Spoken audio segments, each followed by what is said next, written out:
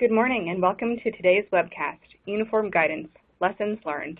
Before we begin, I'm going to play a brief housekeeping video.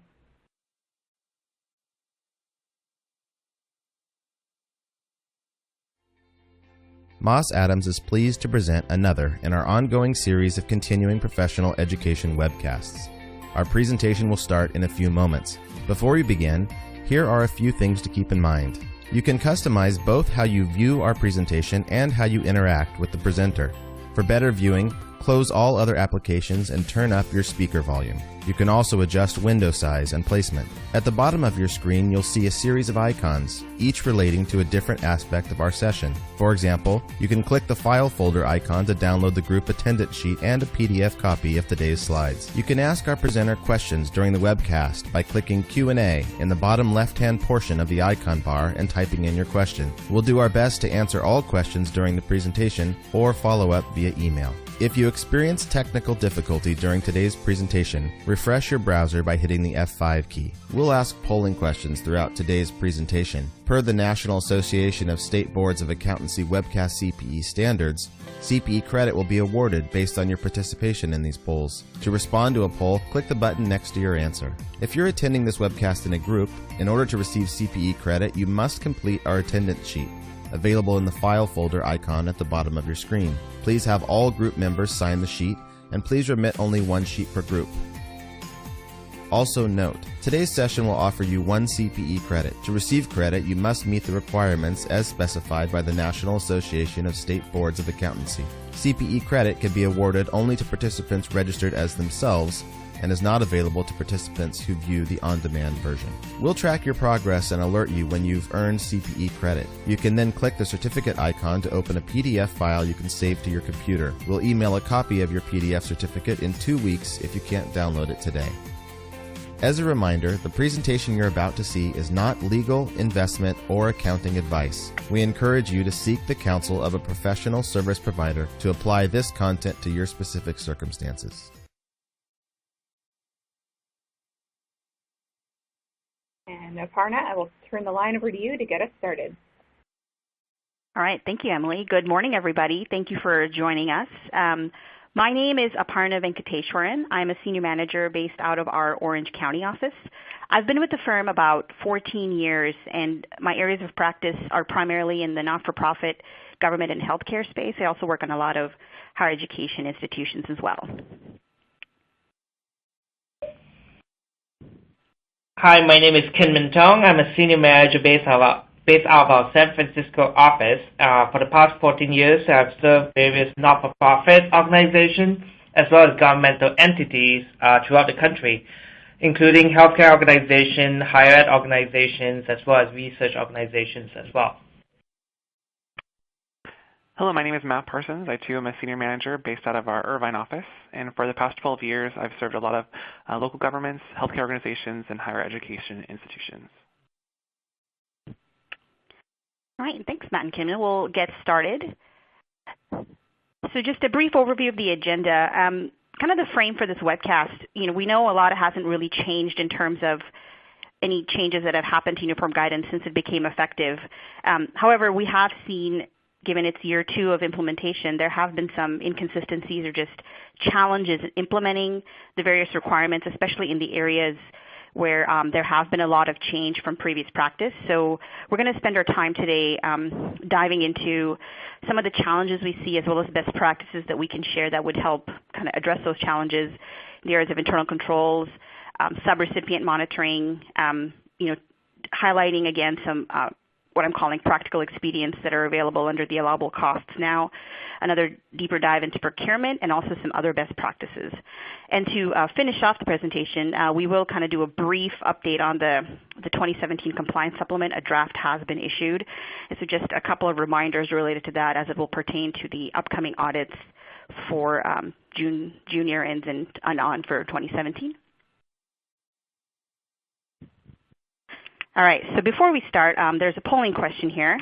So how would you rate your own uniform guidance implementation experience in terms of how things have gone, over the past year or so?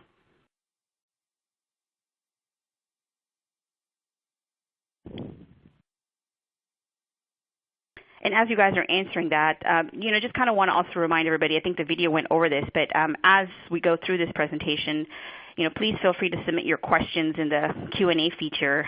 We will be doing our best to answer those as we go through the presentation. However, if there are ones that we may need to go back and do a little bit more research on, we will also be following up on the ones we can address during the webcast after we're done as well.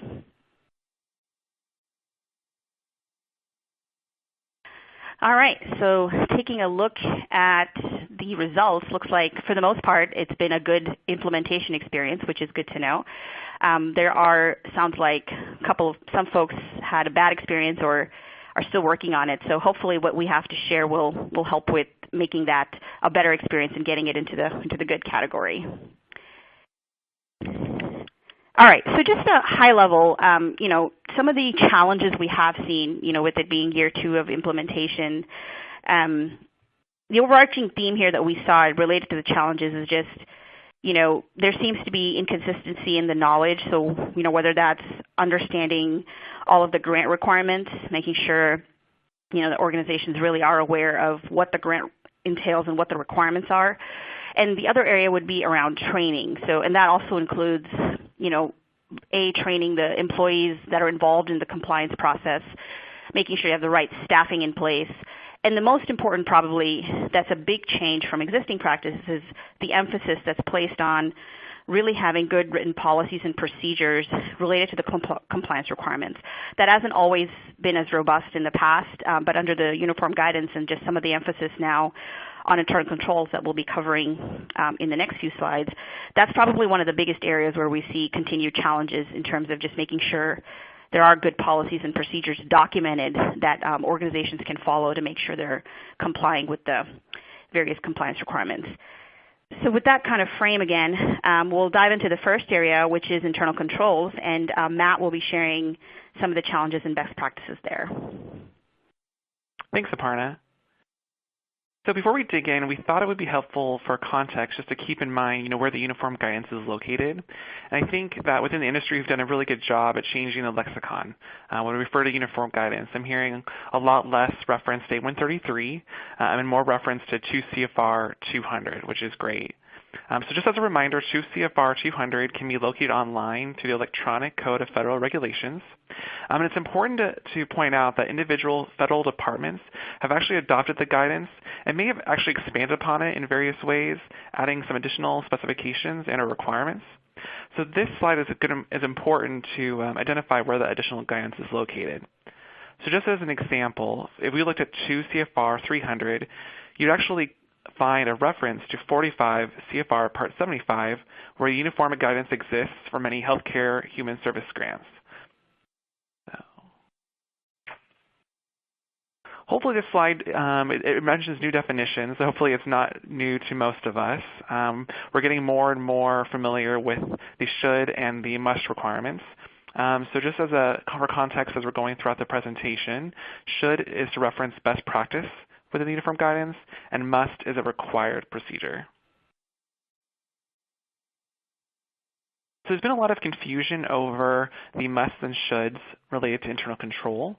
A must is that you have to have an effective internal control structure in place. And the best practice in order to really document that and implement that is through these 2 standards that they reference within the guidance, which includes the Green Book as also the COSO framework. So just as a reminder, the ultimate goal here is that we obtain reasonable assurance to ensure that 1, transactions are properly recorded and accounted for, 2, that transactions are executed in compliance, and 3, that funds, property, and other assets are safeguarded against loss from unauthorized use or disposition.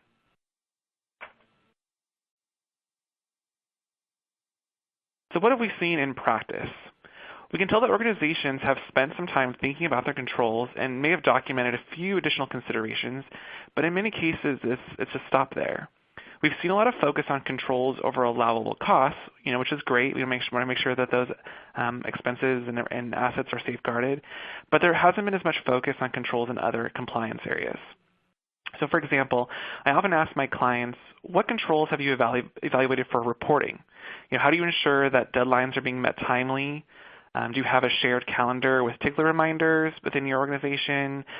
Is there someone other than who is responsible for completing that report up to speed enough to follow up if it was actually completed or not? Are there enough people up to date on the key indicators within that report to really detect if there's an error in the reporting? Often management has responses for these questions, but it's not clear in policies and procedures. And so I think it's key that we have these documented for situations where there's turnover or expansion, and you need to get everyone up to speed on what the expectations are timely and to make sure it's consistent. So these are just a few questions to consider when evaluating your control environment. And I really wanted to stress the importance of evaluating IT controls, especially as cybersecurity becomes an increased focus by federal departments. And at the end of the day, it should be an increased focus for all of us. So what are some of the trends we're seeing? Compensation. Documentation requirements under uniform guidance are less specific than they were under 8133. And although they're more lax, we're finding clients are finding it difficult to implement new methods. So they're really keeping the practices in place that have worked in the past. Efficiencies gained. We've seen that it's been a while before a lot of attention has been given to policies and procedures. And because of this forced reattention, I'll say, my clients are finding there's a lot of duplication in some of the steps. And they're realizing that some of the steps aren't actually achieving the additional safeguards they thought. So I definitely want to challenge each of you to really think about what the risk areas are and focus on what could go wrong, and you might even find some additional efficiencies in your practice. Documentation.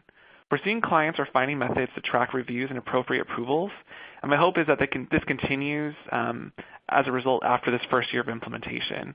So I really encourage that policies and procedures get more detailed to the point that these expectations are built in, and for example, in the case of turnover. As we discussed earlier, because different federal departments have adopted the uniform guidance with small tweaks, clients with awards with a variety of departments find it challenging to ensure that compliance is being tailored appropriately, and we've noticed this especially occurs when the award is new. All right, Aparna, I'll turn it back over to you as we take a look at specific compliance areas that may have been proving more challenging.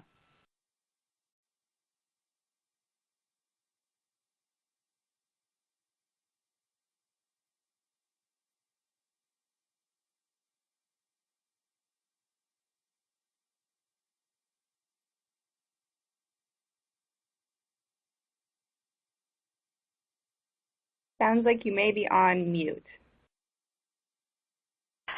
Thanks, Emily. I was on mute. Yep. Thanks, Matt.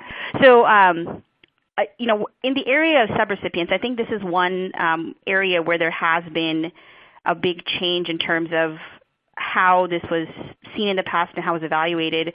And I think there's been additional clarity added under uniform guidance that hopefully helps, makes things a little bit easier for organizations to evaluate. And this slide is just really a snapshot of what some of the key differences are that would identify an organization as a subrecipient versus a contractor. And a couple of areas I just wanted to point out is, somebody that's considered a subrecipient, really they're involved in furthering the federal program objectives. They're responsible for making programmatic decisions. So they're really a key part of, making sure the program is being carried forward. By contrast, the contractor role would really be they're just providing goods and services that are within their normal business operations. And they're not really subject to any federal program compliance requirements, which is also another key difference.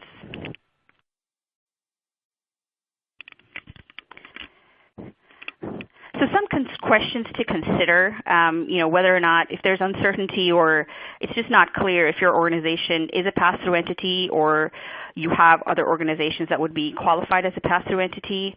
Just some of the questions to consider would be, do they meet the definition of a subrecipient or a contractor per the terms of the agreement? Really the focus there should be on the substance of the agreement. If there more criteria being met under the subrecipient column that we just went over, then that would be the conclusion versus if not, then they would be considered a contractor. So just making sure that that analysis has been done and has considered all the factors that would be necessary to be considered. Another area that is also perhaps a big change in terms of there's now more emphasis placed on really documenting the procedures and analysis around this is the area of risk assessment. there's got to be a process in place, as you can see with some of the, the bullets on the screen here, that really identifies and evaluates, are the subrecipients complying with the requirements as needed and as expected. Some of that will include review of the prior experience with the subrecipients. Do they have a history of compliance, or is there a history of a lot of issues noted, a lot of findings noted? Are there changes in the systems at the subrecipient level? Are there new personnel that would be performing the key compliance functions? Also looking at the review of prior audits and ensuring that there's a follow-up process to that, especially if there are findings. What is that review process look like? And how are you making sure that the subrecipients are working on those findings and remediating them? And then also just on making sure that there's understanding on both ends and verification of all of the agreement terms and conditions, so there's nothing that ends up potentially slipping through the cracks from a compliance perspective.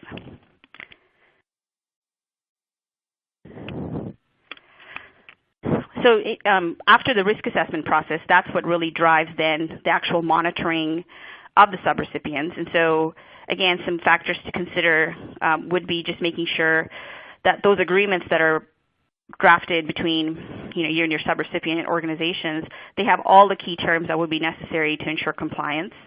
Evaluation of that risk of noncompliance, again, as we talked about before, just looking at what are some of those risk areas from a perspective of internal controls, whether they're not robust enough or they just are lacking a history of noncompliance, if there's significant findings that have been identified year after year.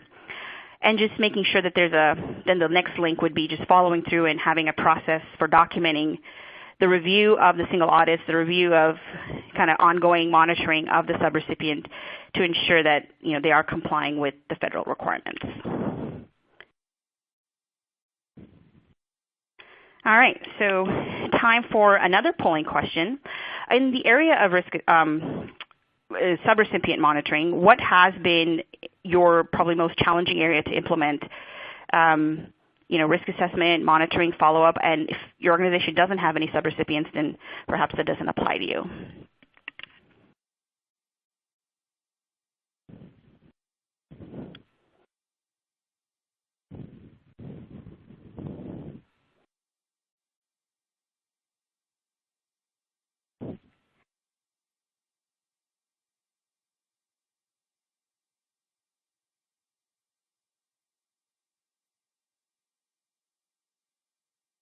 All right, let's take a look at the results. Okay, so it looks like probably a little bit of a mixed bag in terms of there's some folks that it doesn't apply to, some folks where the risk assessment has been challenging, and probably followed by the monitoring. Those just sounds like the two big areas where there have been some challenges. Okay, so Kinman actually is going to dive further into these areas. I'm going to turn it over to him to dive deeper. Thank you, Aparna. So as Aparna has kind of gone through on a high level, the various changes as a result of the changes brought on by the uniform guidance, just additional reminders in terms of subrecipient monitoring. One of the key change here is that any award identification, there's a list of required information that's listed specifically in CFR 200.331A1 that lists a series of items that are required to be identified in your sub-award agreement. So making sure those are all properly listed in the agreement ensures that you are providing oversight of your subrecipient appropriately. Any additional requirements that you are imposing of your pass-through entity sub-award, you need to make sure that all those compliance in relation to any state statutes or regulations, terms and conditions that pass through to you is also noted in the award agreement as well. And any additional requirements, if there's any performance report obligation, any financial report obligation, you should make sure that those are listed clearly and succinctly together with deadlines and whatnot as well. If you are passing through any indirect costs, you should definitely make sure that the indirect cost rate that you are appropriating to your pass-through entity or your subrecipient is properly noted as well. But always take note that there's always a 10% de minimis threshold of indirect costs that your subrecipient can default to as well, given the changes in uniform guidance.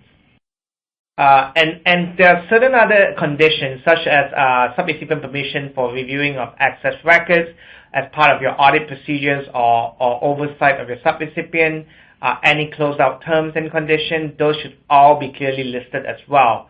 And always remember that if you're using, you may use a fixed award condition if you are doing a simplified acquisition threshold contract as well, which is up to $150,000, which we'll cover later on in our procurement standards. And there's a few other additional reminders that you should always consider imposing sub-award conditions as part of your sub-recipient monitoring. That's one of the ways that you can ensure that you are performing your due diligence as a sub-recipient, because as part of your risk assessment, you should evaluate what sub-award condition needs to be put in place to assist you in monitoring the activities and also the financials of your subrecipient. As part of your due diligence, you definitely need to make sure that you're evaluating the results of your subrecipient audits, any on-site review, any monitoring activities, just to make sure that you're doing a due diligence and also adjusting them as you are reviewing the result. And as you review the result of all your monitoring activities, always make sure that you as the pass-through entity is issuing decision in terms of what additional procedures you're going to perform in your subrecipient monitoring, or everything looks good and you're passing on further procedures. All of these items should be well documented to ensure that you can showcase compliance with this subrecipient monitoring requirement. And finally, in terms of other monitoring tools, especially depending on the risk assessment that's being performed of your subrecipient, you should definitely consider if there's additional training or technical assistance that should be provided to your subrecipient, maybe in the area of grants management or financial reporting or indirect costs. Performing on-site reviews of program operations are always very helpful when issues are noted in the subrecipient's audit or further report that's provided. Another options that pass-through entities can use in evaluating subrecipient or assisting your subrecipient is arranging for agreed-upon procedures to make sure that either indirect costs or allowable costs and other key compliance areas are complied by your subrecipient. And finally, if your subrecipient is required to have an audit per subpart F of the uniform guidance, making sure that they are complying with that requirement is very key. And just a reminder that written documentation of all your risk assessment and monitoring of the subrecipient, it is a requirement per the uniform guidance as well. Aparna will now walk through changes in allowable costs as a result of uniform guidance. So I'll pass it on to Aparna. All right, thanks, Kinman. So these next couple of slides will cover, to me, these are kind of the good changes in uniform guidance because they allow for what I'm calling kind of some practical expedience in how you can track the costs compared to how they have been tracked in the past. And one of the biggest changes relates to if there's prior approval of costs, specifically in the area of salaries of administrative and clerical staff, and the conditions that need to be met there are that those administrative and clerical services are very integral to the project. The individuals involved, they can be specifically identified, and then such costs are explicitly included in the budget. And then also more importantly, there's no indirect costs that are going to be claimed related to these costs. There is an easier way to claim these costs as part of the reimbursement compared to having to track it kind of at the detailed level that you may have in the past. So just again, a reminder that this allows for some increased efficiency and just relieving some burden on the documentation and record keeping that has perhaps been required in the past. Another area is in the indirect cost rate. Kind of two key changes there that, again, if not remembering or not familiar with, if your organization has a negotiated indirect cost rate, unless there is some statute or regulation that would allow for an exception, the federal agencies are required to accept that non-federal indirect cost rate that has been negotiated. And if there is not a negotiated rate present, then organizations are now allowed to use the de minimis rate of 10%, and that just may be used indefinitely. So these allow for kind of some relief in burden and relief in some of the documentation requirements, and hopefully some increased efficiency, in tracking and documenting all of these indirect costs.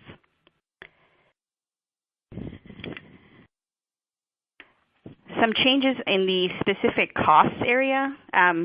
Really the thing here, especially when it comes to the compensation on personal services, the switch is, and the focus is, as Matt had discussed earlier, really the emphasis is now on kind of a principle-based, internal controls-based. The key is to really ensure that as organizations, you're kind of taking a very close look at those internal controls as they pertain, in this case, to kind of salaries and wages, and really making sure that there's a very strong internal control environment present. And that would help, having that there and just kind of making sure you're identifying those individuals that are part of the program and they're, approved in the budget of the grant agreement. The personal activity reports or the timekeeping that's been required in the past, that's not specifically required anymore, and the focus again shifts to internal control. So the stronger the internal control environment, the cleaner the audits go, the easier this process becomes in terms of what the documentation requirements are. And I think that just gives a bigger bang for the buck in terms of just ensuring compliance and making sure that everything's working as it should at the internal control level versus at a specific process level. All right, so that's kind of all we've got here in terms of the allowable cost. So I'm going to turn it back over to Kinman, and he's going to switch gears and talk more about procurement. Thanks, Aparna. So what we'll start off at first is just a quick reminder on the procurement methods. As a reminder, there's 5 different procurement methods that is being incorporated into the uniform guidance when the uniform guidance was released. And the 5 procurement methods are the micro purchases, which is for all purchases that's $3,500 or less, where you are not required to get any quotes, and all you have to consider is making sure that there's equitable distribution between your service providers and vendors of products. The second method is small purchases, and this is for any purchases that's up to the simplified acquisition threshold, which is currently set as $150,000. And all the small purchases, you are required to get rate quotes, but you do not really need to do any cost or price analysis. And of course, you need to make sure that it's equitable distribution of your vendor and service provider as well. The next 2 methods of procurement, which is sealed bids and comparative proposals, are for any acquisition that's $150,000 or more. Sealed bids are mainly for big projects that tend to be where price is a major factor. Where we do see a lot of this has to do with big construction projects and any other big project that requires evaluation of price independent of the other factors as well. Comparative proposals are what we tend to see in the industry for any large purchases, where it could be both a fixed price or cost reimbursement contract. And one of the big things about comparative proposal is that you do need to issue a RFP, request for proposal, and at the same time make sure that you have set up evaluation of proposal before you issue the RFP. And finally is what we call sole source method, and sole source methods can only be used for 4 circumstances. First is a unique service or product where you can't get it from anyone else. Second is a public emergency where it's due to public safety or public reasons that you need to get the sole source as your only alternative to sourcing this procurement. Third is authorized specifically by the agency or the pass-through entity before the purchase is spent. And finally, after you've gone through your RFP process or sale bid process and there's no competition, you can document that and rationalize why you're using sole source. Just a quick note that both the micro purchase threshold of $3,500 and the simplified acquisition threshold of $150,000 are both subject to change, and it's usually be updated based on inflations and other factors by the federal government. we have the third polling questions, which involves procurement, which is which standard of procurement implementation do you anticipate having the most or has been the most challenging to implement, be it micro purchase requirements, small purchase requirements, seal bid requirements, comparative proposal requirements, or sole source requirements.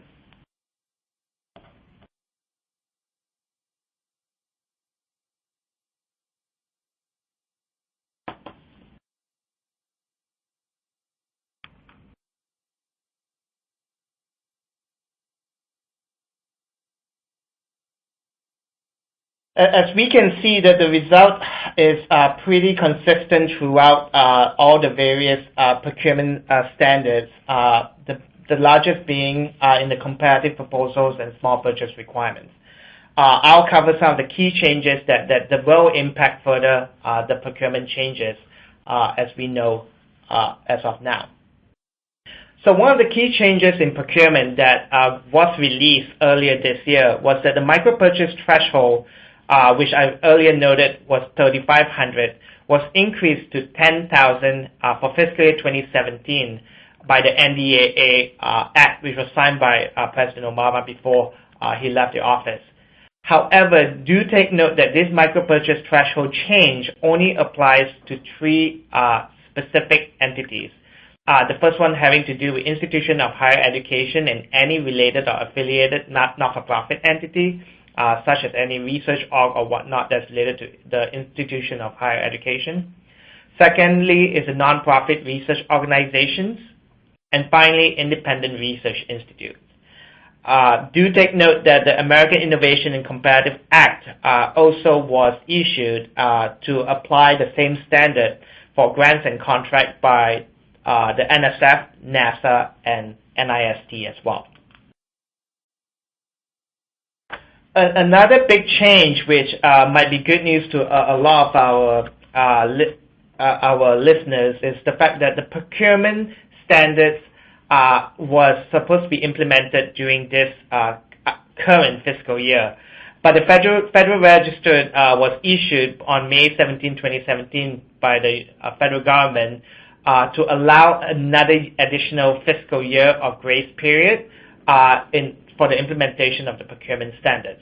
As such, with this update, the grace period for non-federal entities to continue implementation of the procurement standards has been pushed out to fiscal years beginning after December 26, 2017. What this means is if you are a calendar year-end entity, it will be effective for all procurement from January 1st, 2018. And if you are a fiscal year June 30 entity, it will be effective for all procurement July 1st, 2018 onwards. It is good to note that this will be the final grace period extension that's provided by the federal government. And one big thing to remember is that if you decide to delay your changes to your implementation for procurement standard, you must document your decision on which procurement method or that you are going to continue to use until the implementation effective date. One of the key challenges that a lot of our clients have noted is that the question that do we need to document our own procurement policies, or can we just refer to everything in the uniform guidance? One of the key guidance in here noted that the non-federal entity must use its own documented procurement procedures, which reflects all the requirement of any laws, regulation, and any other procurement standards. And that includes federal regulations, any state and local regulation, and if you're a tribal entity, any tribal laws and regulation as well. So you need to definitely make sure that whatever procurement policy that you reflect for your entity is comprehensive of all procurement standards that you are required to abide with.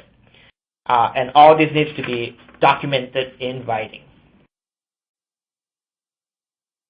Some other challenges that we have noted is the continuing of using of legacy vendors of service or products, where these are vendors that you have already established relationship before the implementation of the procurement standards on how you should move forward in terms of using those vendors. Another challenge that we have noted is that vendors that are going into your indirect pool costs those actually do not need to go through the procurement process unless those same vendors are also being used for direct costs as well.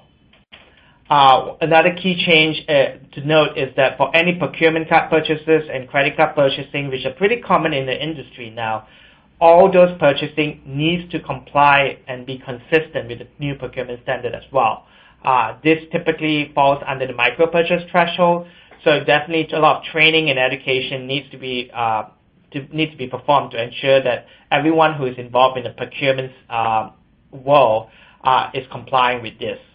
And finally, maintenance of documentation of procurements is key, because that's how you showcase the evidence that how the detail of each procurement is performed, what's the rationale of the method of procurement that's chosen or used, what's the selection or assessment process, especially if it's an RFP process, and then basis for any price or contracting language. So all those items needs to be well documented to showcase illustration of compliance. With all these challenges and changes, let's turn to Matt to cover some of the key requirements on policies and procedures, at which you can see there are quite a few requirements that are required in terms of these areas. Thanks, Kinman. All right, policies and procedures, everyone's favorite topic. So one thing I thought was really interesting in the uniform guidance is that financial management is actually a specific requirement under the guidance. And it specifically requires that accounts and records identify all federal awards received and expended, including the CFDA number and title, the award identification number and year, federal agency or pass-through agency. And so I ask, why are these important? And why I think it's important is it's really to ensure everyone within the organization that's responsible for compliance and controls has access to the guidance. And obviously this information is required in the CFEB, but often I see that this information is gathered at the very end during a reporting period and to struggle. And there's not really a mechanism in place that allows everyone within the organization to access it. And so there's a couple things I think we should focus on. First of all, I've seen some clients where they are actually building into their GL account system a lot of this information specifically. So it's really accessible to those that are charging costs directly to those awards, so they know where that funding is or where those costs are going. And I also see a lot of centrally located SharePoint sites where there are specific folders with all the grant award information and the grant agreements, any policies and procedures related to that, with the name, CFDA number, who was passed through from, all included in kind of the title and description of that folder. I think those are great ways to achieve this required practice. I know we've talked a lot about effective and control earlier. And I know that Aparna went over allowable costs as well. So what's interesting is that the guidance requires that there are written procedures for determining whether cost is allowable under Subpart E. And I assume that every organization has policies and procedures over how they make their disbursements. But what this requirement is really getting at is whether your organization has written procedures to document how it ensures compliance. So again, getting back into that review and approval process. Subpart E discusses a number of factors that you should always consider when evaluating allowable costs. And I would consider just inserting the language from Subpart E verbatim into your own policy, or at least making a reference to the specific sections within the uniform guidance so that anyone ensuring compliance knows what those requirements are. Note that there are actual subsections within Subpart E that relate to particular industries. For example, tribal governments or institutions of higher education. So be careful that only areas applicable to your organization are included in that policy.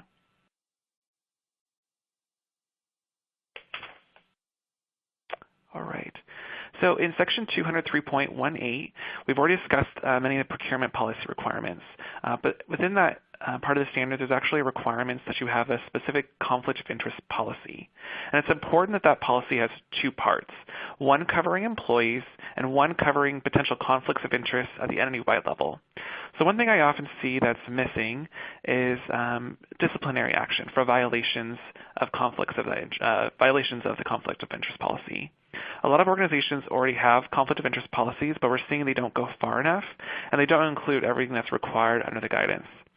So for example, if you have a parent or an affiliate or even a subsidiary organization, you must maintain written standards of conduct covering potentially all those organizations and potentially conflicts that come from those relationships. So if you appear to have a conflict or appear to have some impartialness, those might be exceptions that you need to really focus on in beefing up your policy. And there are some exemptions for state governments, local governments, and Indian tribes, so please be aware of those. In Section 200.430, your compensation procedures must be documented. As a reminder, for all those institutions of higher education, there's written policies that apply uniformly to all faculty members, so not just those members of the faculty that are working on a federal board, and they must be consistent definition of what work is covered in institutional-based pay, and it must be specific enough to determine conclusively when work beyond that level of institutional-based pay has occurred. Additionally, certain fringe benefit costs for authorized absences, pension, post-retirement health costs are only allowable if they're established within written leave policies. So I really want to encourage you to make sure that those are documented well so that you can point back to them in establishing why a cost is allowable. All right. I think we now have another polling question. So knowing what we've talked about today, what policy do you think you need to go back and revisit?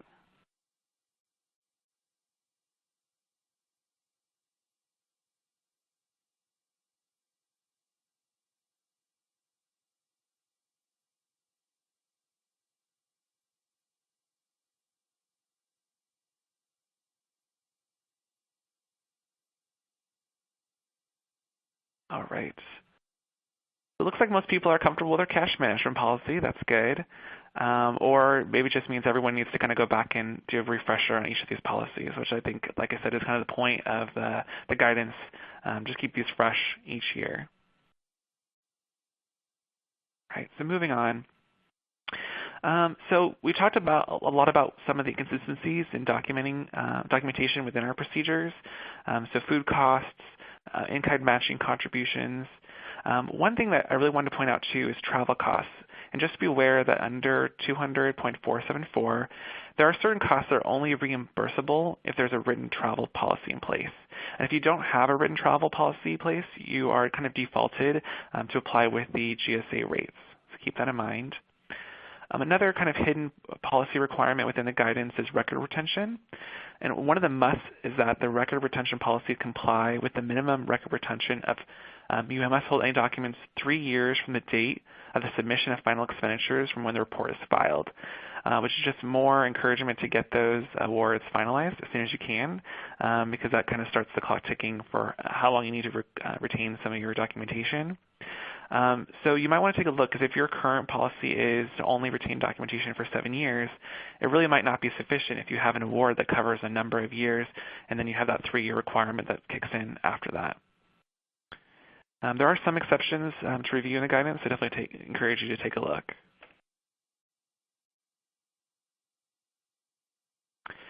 All right, so there are some new guidance in terms of how the CIFA is prepared, and we're seeing some inconsistencies in areas where our clients continue to struggle with in preparing their CIFA. The first area is identification of clusters. So some organizations still have not adapted a reporting the subtotal, which is required. And a lot of clients ask us, where can we get the information of what a required cluster is? And we'll actually go over that in an upcoming slide. Amounts being provided for subrecipients. So I've seen a couple of presentation methods now. Some clients add a column next to the expenditures for each award, but I've also seen a summary at the end. And I think the important thing is that it just needs to be documented on the face of the CIFA itself. It's no longer allowed to only be disclosed in the footnotes. So whatever way you're accomplishing that, I think is sufficient. We're seeing situations, though, where expenditures made to subrecipients are being identified by the auditors and not by management, not necessarily because the organization wasn't aware that they had a subrecipient, but because individuals preparing the CIFA may not have always been the same individuals responsible for compliance, and there's a communication gap there. So I always really recommend to my clients that after the CIFA is drafted, they circulate it through the different departments to review for accuracy. And it may even help to prepare a checklist of what's required to be disclosed in the CIFA as a reminder so that anyone that's not familiar can provide input and identify something that's potentially missing. For loan programs, we're still seeing clients that are preparing their CFAs under the old requirement, which focused on just the loans outstanding at the end of the year or the period. And some ask, what's really the difference in this beginning plus loans dispersed? And the difference I can see is if there's been any repayments during the year, that wouldn't show up. And it's important that we're focusing on what the definition of a standard expenditure is under the guidance. And as a reminder, for loans under the SFA cluster, any assignment of loans or cancellation loans, those also wouldn't be reflected on the face of CFA and would be reflected in the note disclosure, which has the year-end balance. As a reminder, the balance of any loans outstanding at the end of the period would be reported in the footnotes. For institutions of higher education, when loans are made to students, but the institution doesn't actually make that loan, only the value of the loans made during the year are considered to be federal awards expended in that year. And then finally, we often see pass-through information is missing. The pass-through agency and award identification, if available, should be reported because this really helps organizations with other organizations with their own financial management.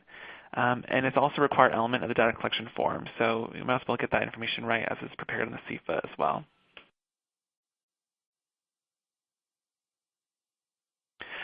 Just a reminder of what an auditee's reporting responsibilities are. So these are areas that really the client should be focusing on drafting and not the auditors. From time to time, we still see federal programs are missing for the preparation of the CFA. And so I encourage my clients to do a completeness check. And a couple of ways that you can do that, which we do during the audit, would be to look for any grants in your general ledger and just make sure that anything that has potentially federal impacts are also reflected on the CFA. I also highly recommend using usaspending.gov. You can search for your own organization and cross-check any CFDA numbers and programs for accuracy to make sure that CFA is complete. As far as your notes to CFA, just a reminder that the notes need to state whether the auditee is elected to use the 10% de minimis cost rate as covered under 200.414. Even if you have not elected to do that, that's required disclosure. The summary schedule of prior audit findings. So this is a required element of the reporting package submitted to the data collection form in the Federal Audit Clearinghouse, regardless of whether there were any findings in the prior year. And because this is a required auditee reporting responsibility, we really recommend that this be reported on your organization's letterhead. Corrective action plan. So if there are any findings identified in your audit, although the auditors are required to include a views of responsible officials element in the audit finding as part of the schedule of findings and question costs, that alone does not meet the uniform guidance requirement that the auditee prepare a corrective action plan. So the views of responsible officials is only meant to be a summary of what's in that corrective action plan, so it doesn't need to require all the steps in detail. I see some clients that want to make sure that that's verbatim because they don't want any discrepancy. Again, that's not required, but that is an option. And we highly recommend, too, this corrective action plan be prepared on the organization's letterhead to be clear that it was prepared by the auditee. Finally, as a reminder, the data collection form has to be submitted within 30 days after your report is issued or 9 months after year end. This is really critical, and it's a new part of the guidance that could subject you to being at risk for a low-risk auditee. And if you are not a low-risk auditee as a result, you could be required to you could be subject to further testing in future years. And the auditee is required to complete the information on the first page of the data collection form where it talks about the federal award information. And it takes coordination on both parts with your auditor, but ultimately the auditee is responsible for ensuring that it's completed timely and accurately. And just as a quick reminder, the data collection form now includes copies of your audit reports. And while we've been told FAC is thinking about implementing changes to the form, there are no major changes expected for the current year. Most likely those changes will take place as part of the 2019 form. All right. So quickly, just wanted to talk about the 2017 compliance supplement. The final version has not yet been released. So what does this mean for you as auditees? Well, until finalized, the auditors will not be able to issue reports for audits covering the year ended June 30, 2017 or later. This doesn't mean that audits can't get started. It just means that auditors will need to review the final supplement and consider any effects it may have on their testing prior to finalizing an audit. A draft has been made public from the Government Audit Quality Center, a subset for the ASCPA, for auditors to consider in preparation of their audits. And like I mentioned before, because auditees are responsible for drafting their CFA, I really encourage you to be looking at the compliance supplement and looking at those changes, specifically new clusters, to make sure that they're being grouped appropriately on the face of the CFA. Again, another reminder for institutions of higher education that all National Science Foundation Awards with proposals that were due before January 14th, 2013 are now research and development for the purpose of clustering.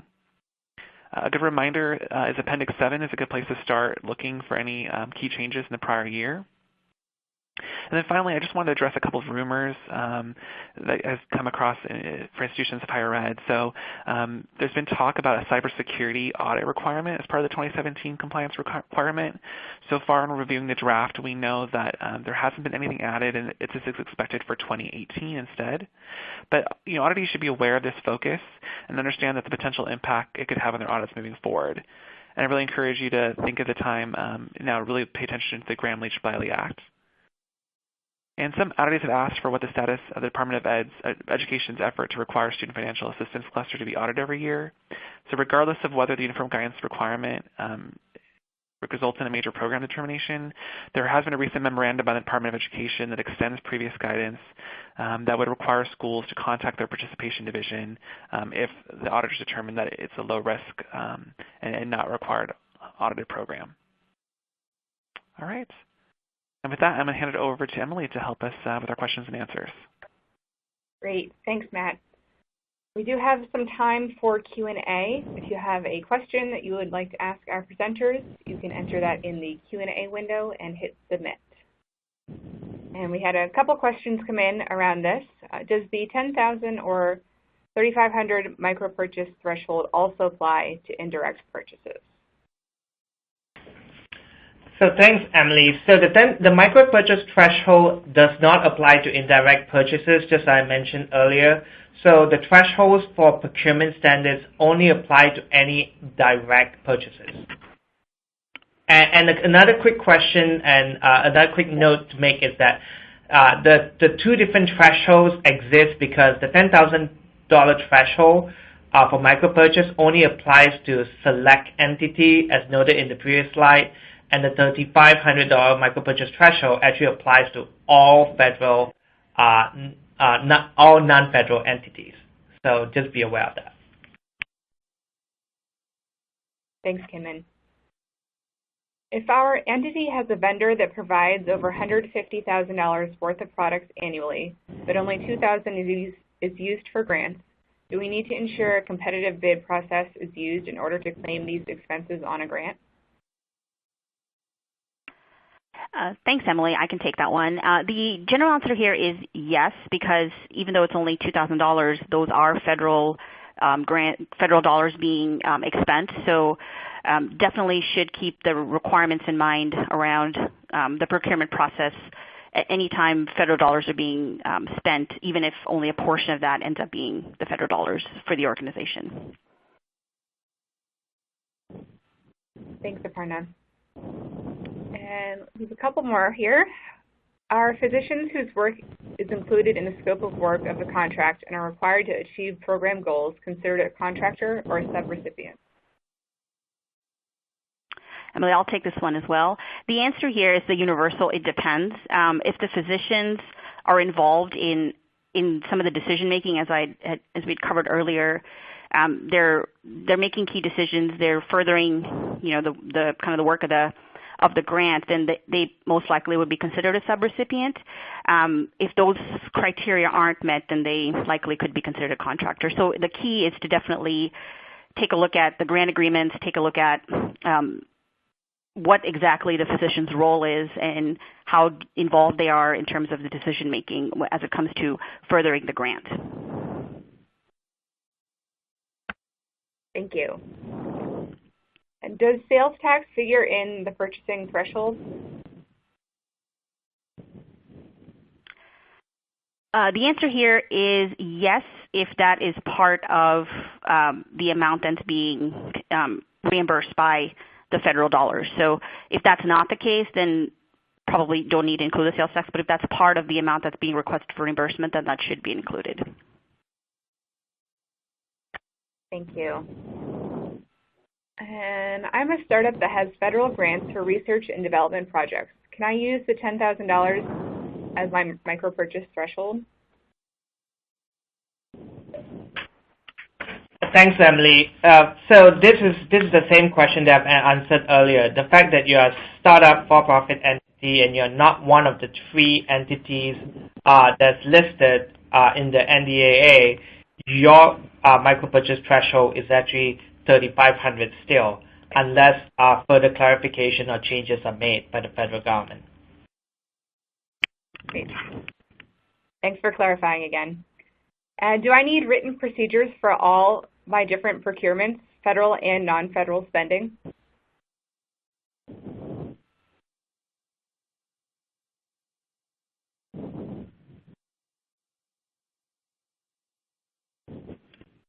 Matt, do you want to take that one?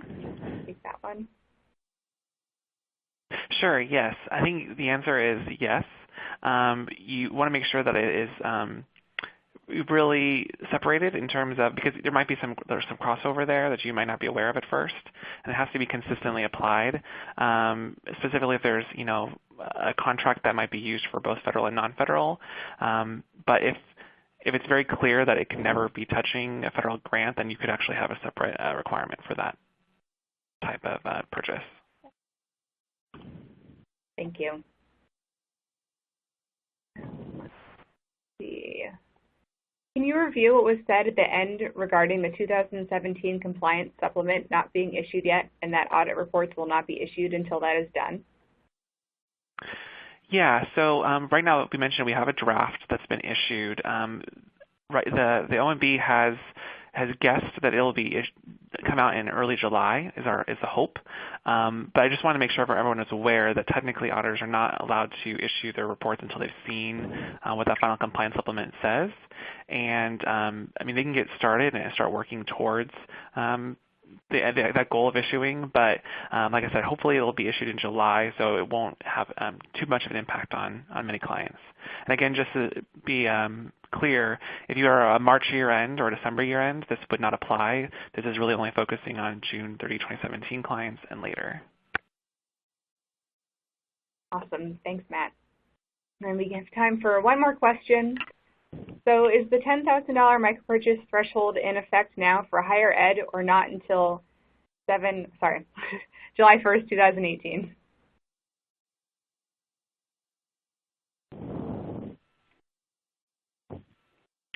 Kim, do you want to take that one? Yes. So the 10,000 micro-purchase threshold has been revised by the NDAA is in effect now. So for all micro-purchases in 2017. Awesome. Thanks, Kimmin. And that is about all we have time for questions today. If we did not get a chance to respond to your question live, we'll be happy to follow up with you after the webcast. And thank you, Aparna, Kimmin, and Matt, for a great presentation today. As a reminder, if you attended today's presentation in a group and would like to receive CPE credit, you must complete the group attendance sheet found in the slide deck and handouts icon to the left of the slide view.